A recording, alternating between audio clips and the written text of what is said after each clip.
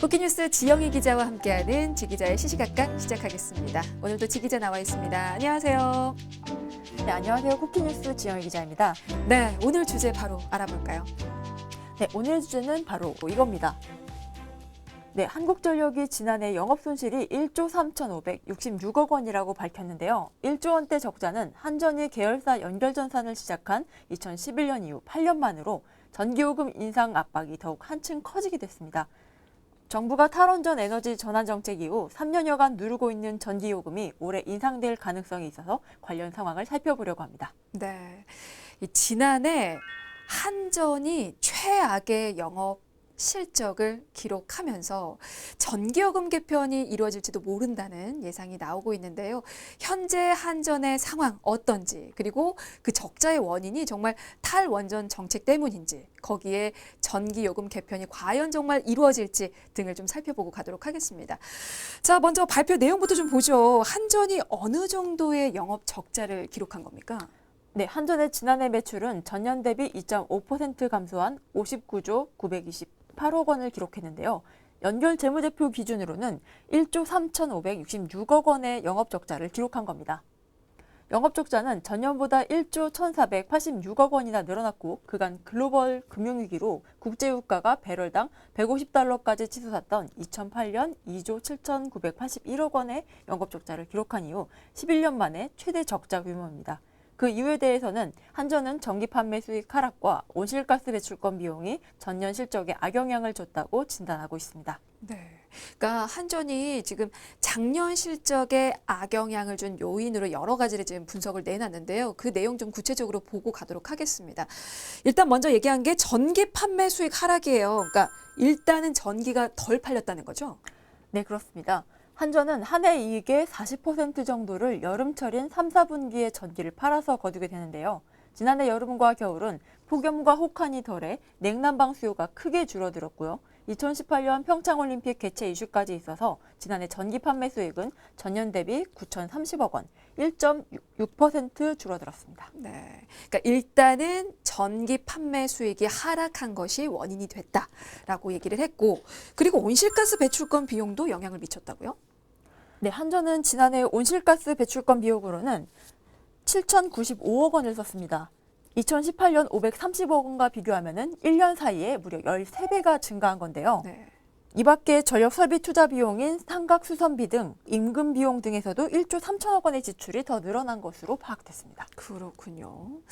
자, 일단은 온실가스 배출권 비용이 크게 늘어났는데, 손익계산서 표를 보니까요. 지금 이 부분, 인원 증가 관련된 부분도 증가폭이 큰 것으로 지금 나타났는데 거의 5천억 원대 되는 거잖아요. 네, 그렇습니다.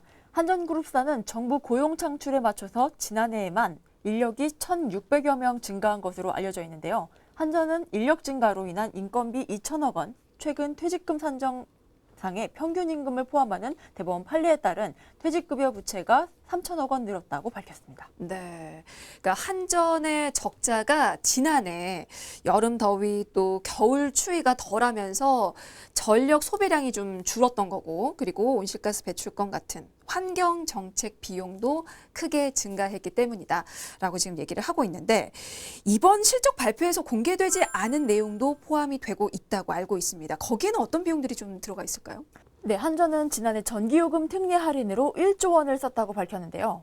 또 이외에도 주택용 전기요금 필수 사용량 공제에 4,082억 원, 그리고 주택용 절전 할인에 426억 원, 그리고 에너지 저장 장치와 신재생 에너지, 전기차 요금 할인 등 정부 정책에 발맞추는 비용으로 3,417억 원이 들어갔습니다. 이 밖에도 으뜸요율 가전제품 구매비 환급이 100억 원 이상 들어갔고요. 그러니까 한전이 국민 증진을 위해서 쓴 비용도 적자폭을 키웠다라고 지금 얘기를 하고 있습니다. 자, 그리고 또 어떤 이유가 한전의 적자폭을 최대치로 또 만들었을까요?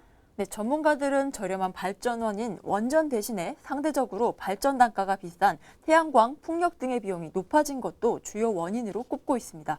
정부의 신재생 에너지 공급 의무화 정책으로 태양광과 풍력 등 신재생 공급 의무 비율은 오르고 있는 때문입니다. 실제로 그 비율은 얼마나 올라간 겁니까? 네, 2016년 3.5%였던 이 비율은 점차 올라서 지난해에는 6%까지 상승했습니다. 반면 같은 기간 원전 이용률은 79.7%에서 70.4%까지 낮아졌고요. 정부는 지난해 원전 이용률은 77.4%로 세웠지만 실제 이용률은 70.6%에 그쳤는데요. 한전은 원전 이용률이 1% 떨어질 때마다 1,900억 원의 추가 비용이 들어갈 것으로 추산한 바 있습니다. 그러니까 원전 이용률이 떨어질 때마다 막대한 비용이 들어갈 것이라는 게 이 한전 측의 예상인데요. 그래서 이 한전 실적과 탈원전 정책이 연관이 있을 거라는 얘기가 나오는 건가요? 네, 맞습니다. 지난 2017년 정부는 탈원전 정책을 발표했는데요. 원전 가동률은 줄이고 신재생에너지 공급을 확대하겠다는 겁니다. 하지만 상대적으로 비싼 신재생에너지 공급을 확대하려면 원전 가동률은 유지해서 나머지 비용을 낮추는 등 균형을 유지해야 한다는 것이 전문가들의 의견입니다. 그러니까 원전 가동률을 줄이고 신재생 에너지를 확대 공급한 만큼 지금 재생 에너지에 대한 어떤 원전의 비용 지출이 늘어나는 셈인데, 그래서 탈원전 정책과 한전이 적자를 기록한 것은 어느 정도 연관이 있다라고 좀 볼 수도 있을 것 같습니다. 자, 그리고 또 한전 실적에 영향을 미친 요인은 어떤 게 더 있을까요? 네, 원전 해체 비용 단가가 오른 점도 적자폭을 키웠다고 볼 수 있는데요. 한전에 따르면 원전 1호기당 해체 비용은 2018년 7,515억 원에서 지난해 8,129억 원으로 늘었습니다. 그래서 2018년에 한전이 적자를 기록했을 때부터 많은 언론에서 탈원전을 그 이유로 지목하기도 했습니다. 네. 이렇게 한전이 역대급 적자를 기록하면서 그에 대한 여러 가지 이유가 지금 분석이 나오고 있는데요. 사실 한전이 적자를 기록한 건 새삼스러운 일은 아닙니다. 과거에도 지금 대규모의 적자를 기록한 적이 있잖아요. 네, 그렇습니다. 하지만 그때와는 그 이유가 다르다는 차이점이 있습니다. 한전이 2조 781억 원의 적자를 냈던 2008년과 1조 205억 원의 적자를 낸 2011년, 8,179억 원의 적자를 기록한 2012년은 상당 부분이 유가 상승에 따른 원료 구입비가 늘었다는 게 그 이유였기 때문입니다. 그때는 유가와 상관이 있었다. 그러면 지난 2018년 그리고 지난해의 적자는 유가와는 상관이 없는 겁니까? 네, 유가는 내렸지만 값싼 원자력 발전과 석탄 발전이 덜 돌아갔고 신재생 에너지와 환경 관련 정책 비용이 급격히 늘어난 게 더 큰 이유라고 볼 수 있습니다. 근데 미세먼지가 요즘에 또 워낙 이슈이기 때문에 미세먼지 저감을 위한 석탄 발전 감축 그리고 온실가스 배출권 비용 증가 같은 경우는 사실 앞으로도 계속 지속될 그런 이슈들이잖아요. 네, 그래서 갈수록 인력이 늘면서 거대해지는 한전의 적자가 앞으로는 일상화될 가능성이 있다는 분석이 나오고 있습니다. 그러면 올해 한전의 어떤 흑자 전환은 아예 불가능할까요? 어떻습니까? 네, 그렇습니다. 탈석탄 온실가스 저감 정책 확대, 여름철에는 주택용 누진제 완화 등에 따른 비용이 증가하고 인건비 등 한전의 고정 지출은 계속 늘 수밖에 없는 구조이기 때문인데요. 상장사이면서 공적인 역할을 해야 하는 한전이 내부적으로 적자를 해소할 수단이 많지 않다는 겁니다. 그리고 사실 올해는 상황이 더 안 좋아질 수도 있을 것 같은데요. 바로 코로나19 때문입니다. 이 신종 바이러스의 확산이 한전 실적에도 변수가 될 수 있는 거잖아요. 네, 이미 중국산 부품 조달 차질 등으로 제조업 가동률이 떨어지면서 전기 판매량도 하락세를 보이고 있는데요. 또 올해 목표치까지 원전 이용률이 개선되더라도 탈원전 이전과 비교하면 여전히 저조하다는 게 전문가들의 분석입니다. 추가로 사들여야 할 온실가스 배출권 비용이 늘고 신재생에너지 전력 구매 비중이 커지는 것도 부담이기 때문입니다. 네, 상황이 이렇다 보니까 총선 이후에 전기 요금이 오를 수도 있다. 그 가능성에 대한 어떤 이야기들이 좀 나오고 있는데요. 사실 한전이 그 전부터 전기요금 체계 개편을 계속 주장을 해오고 있습니다. 그도 그럴 것이 지금 우리나라 같은 경우는 전기요금이 몇 년째 계속 동결이잖아요. 네, 그래프에서 보시듯이 우리나라 전기요금 평균 인상률은 4%에서 5% 수준에 그쳤는데요. 우리나라 산업용 전기요금은 2013년 11월 6.4% 오른 것을 마지막으로 7년째 제자리 수준입니다. 또 주택용 전기요금은 누진제 개편 효과로 오히려 2017년과 2019년에 각각 11.6%, 3.7% 하락했습니다. 그렇군요.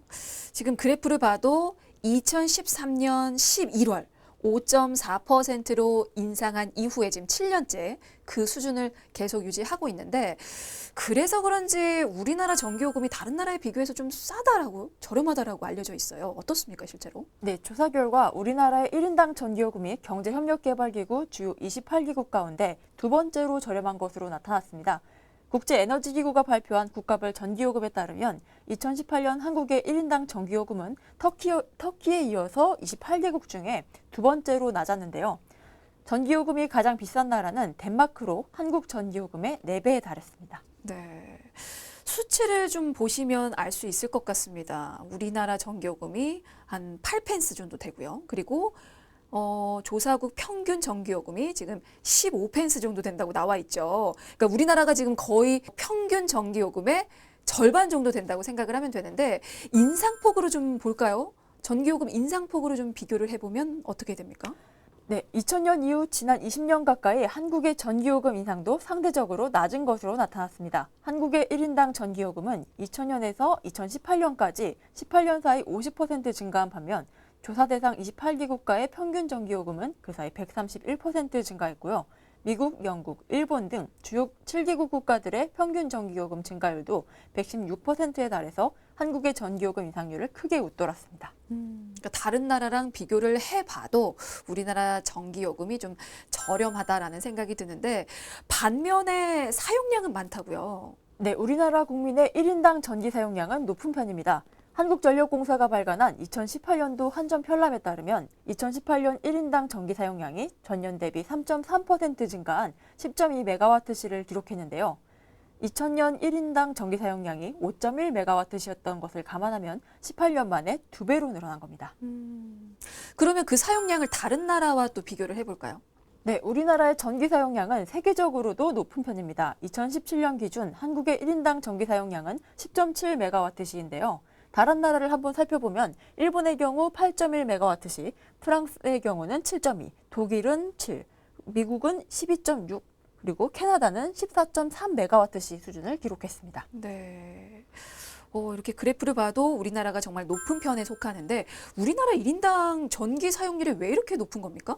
네, 전문가들은 OECD 주요국 대비 낮은 수준의 전기요금, 전력 다소 비용의 국내 산업구조, 그리고 2차 에너지인 전기를 주 에너지원으로 사용하는 전기화 현상 등의 침화 등을 지적하고 있습니다.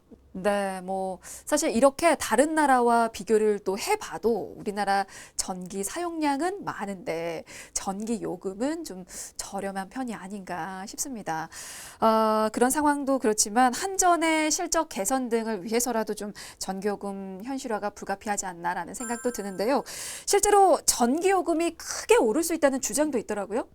네, 전국경제연합회 산하 한국경제연구원은 2030년 전력요금이 2017년 대비 25.8% 오르고 2040년에는 33%까지 인상될 수 있다는 주장을 제기했습니다. 한경연은 신재생에너지가 원전의 경제성을 능가하는 그리드 페리티가 2047년으로 추정된다고 봤을 때 전력요금은 2017년과 비교해서 2020년에는 5% 오르고 2030년에는 25.8%, 2040년에는 33% 인상될 것으로 전망했습니다. 네, 뭔가 새로운 전기요금 체계가 마련이 된다고 해도 그 과정 또한 난항이 좀 예상이 되는데요. 사실 현재 가장 큰 변수는 우리를 너무나 힘들게 하는 코로나19가 아닐까 싶어요. 네, 맞습니다. 코로나19로 국민들의 소비 심리가 위축된 가운데 요금 인상안을 들이밀었다가는 오히려 역풍을 맞을 수 있기 때문입니다. 더군다나 현재 정부는 메르스 사태 당시보다 더 큰 규모의 추가경정 예산안 편성을 준비 중이기 때문에 변수 가능성이 큰 상황입니다.